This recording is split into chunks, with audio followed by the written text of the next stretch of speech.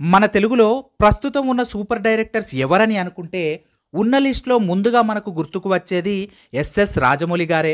ఎందుకంటే అసలు అన్ని భాషలకు పాన్ ఇండియా రుచి చూపెట్టింది అతడే. ఇప్పటి వరకు రాజమౌళి గారు తీసిన ప్రతి సినిమా హిట్ అవుతూనే వచ్చింది. కలెక్షన్స్ పరంగా ప్రొడ్యూసర్స్ ఏ సినిమాకి నష్టపోలేదు. రాజమౌళి తన కెరియర్లోనే ఇప్పటి వరకు 12 సినిమాలు చేశారు. అన్నీ హిట్లే. అందులో కొన్ని సూపర్ హిట్లు, మరికొన్ని బంపర్ హిట్లు కూడా.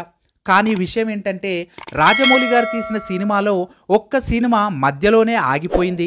ఆ సినిమా కొంతవరకు షూటింగ్ జరుపుకొని మధ్యలోనే ఆగిపోయిందట. మరి ఆ మూవీ ఏంటో తెలుసా? రాజమౌళి గారి కెరియర్ బిగినింగ్ స్టేజ్లో స్టూడెంట్ నెంబర్ 1 మూవీ కంప్లీట్ అయి సక్సెస్ అయిన తర్వాత దర్శక ధీరుడు రాఘవేందర్ రావు గారి అబ్బాయి అయిన సూర్యప్రకాష్తో ఓ సినిమా చేయటానికి కమిట్ అయ్యాడంట.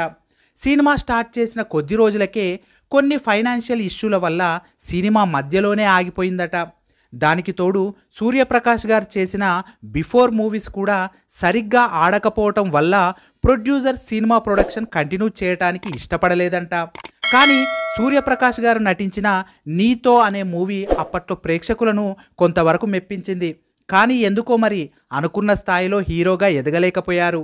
ఇక రాజమౌళి గారు మెల్లగా ఒక్కొక్క సినిమా చేస్తూ పాన్ ఇండియా స్థాయికి చేరుకున్నాడు. ప్రస్తుతం మహేష్ బాబు గారితో సినిమా చేయడానికి స్క్రిప్ట్ పనుల్లో చాలా బిజీగా ఉన్నారు.